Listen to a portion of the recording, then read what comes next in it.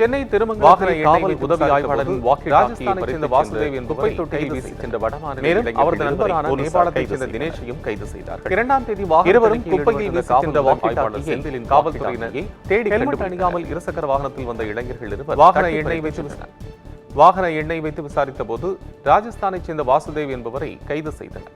மேலும் அவரது நண்பரான நேபாளத்தைச் சேர்ந்த தினேஷையும் கைது செய்தார்கள். இருவரும் குப்பையில் வீசி சென்ற வாக்கிட்டாக்கியை காவல்துறையினர் தேடி கண்டுபிடித்தனர். சென்னை கோவிலம்பாக்கத்தில் கேஸ் கசிவால் ஏற்பட்ட தீ விபத்தில் ஒரே குடும்பத்தைச் சேர்ந்த 4 பேர் படுகாயமடைந்தனர். காந்தி நகர் 15வது தெருவில் வசித்து வரும் முனுசாமி ராணி தம்பதியின் வீட்டில் இரவு முழுவதும் கேஸ் கசிவு ஏற்பட்டுள்ளது. இதனை அறியாத ராணி காலை மின்சார லைட்டை ஆன் செய்தபோது வீடு முழுவதும் தீ பற்றியது. இந்த விபத்தில் முனுசாமி, ராணி அவர்களுடைய மகள், மருமகன் ஆகியோருக்கு தீக்காயம் ஏற்பட்டுள்ளது.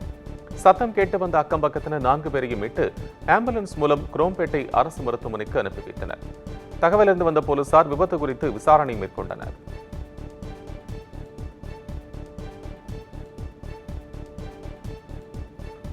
திருப்பூர் மாவட்டம் காங்கேயம் அருகே நகை வியாபாரியிடம் 1 கோடி ரூபாய் கொள்ளையடிக்கப்பட்ட சம்பவம் குறித்து போலீசார் விசாரணை நடத்தி வருகின்றனர். கரூர் மாவட்டத்தைச் சேர்ந்த வெங்கடேஷ் என்பவர் நகை வாங்குவதற்காக 1 கோடி ரூபாயுடன் கோவை நோக்கி சென்று கொண்டிருந்துள்ளார். அப்போது அவரது காரை பின்தொடர்ந்து வந்த 4 பேர் கொண்ட கும்பல் சம்பந்தம்பாளையம் பிரிவு அருகே காரை வழிமறித்து போலீஸ் என கூறி வெங்கடேஷின் காரை சோதனை செய்துள்ளனர். பிறகு வெங்கடேஷ் மற்றும் கார் ஓட்டுநரை தாக்கிவிட்டு 1 கோடி ரூபாயுடன் தப்பிச் சென்றுள்ளனர். இதுகுறித்து வெங்கடேஷ் அளித்த புகாரின் பேரில் மர்ம நபர்களை போலீசார் தேடி வருகின்றனர்.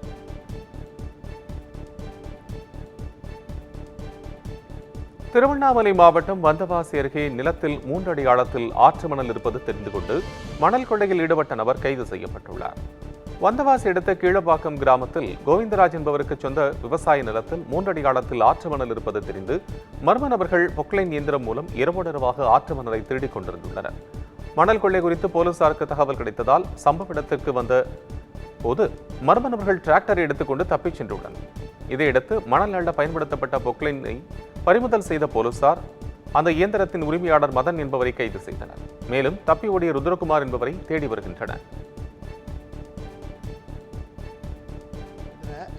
மண்ணல் இருக்குதுன்றது கண்டுபிடிச்சி நாள்தோறுமா சுமார் ஒரு 4 வருஷமா இந்த வேலை நடக்கிறது ஊர் மக்கள் சொல்றாங்க. குறைஞ்சபட்சம் ஒரு 50 லட்சம் ரூபாய்க்கு மண்ணை விற்றுருக்காங்க.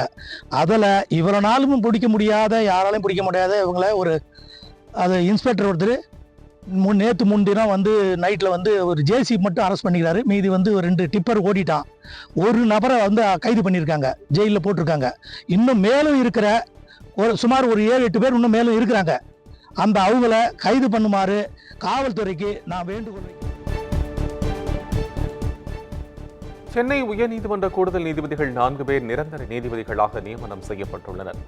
இது தொடர்பாக மத்திய சட்ட அமைச்சகம் வெளியிட்டுள்ள அறிவிப்பில் சென்னை உயர்நீதிமன்ற கூடுதல் நீதிபதிகள் ராமசாமி சக்திவேல், பி தனபால் ஆகியோர் நிரந்தர நீதிபதிகளாக நியமனம் செய்யப்பட்டுள்ளதாக தெரிவிக்கப்பட்டுள்ளது.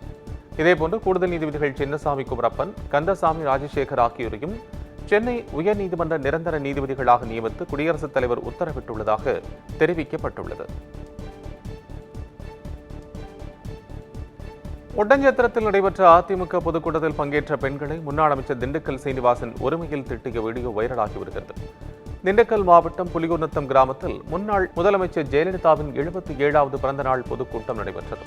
அப்போது கூட்டத்தில் திண்டுக்கல் சீனிவாசன் பேசும்போது இருக்கையில் அமர்ந்திருந்த பெண்கள் பேச்சை கேட்காமல் அவர்களுக்கிடையே பேசிக் கொண்டிருந்தனர்.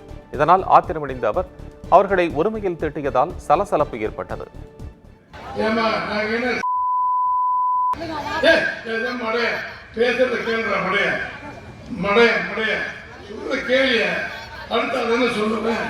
நீ அங்க உட்கார்ந்து சிந்திக்கிறவருக்கு எங்களுக்கு தெரியாதா?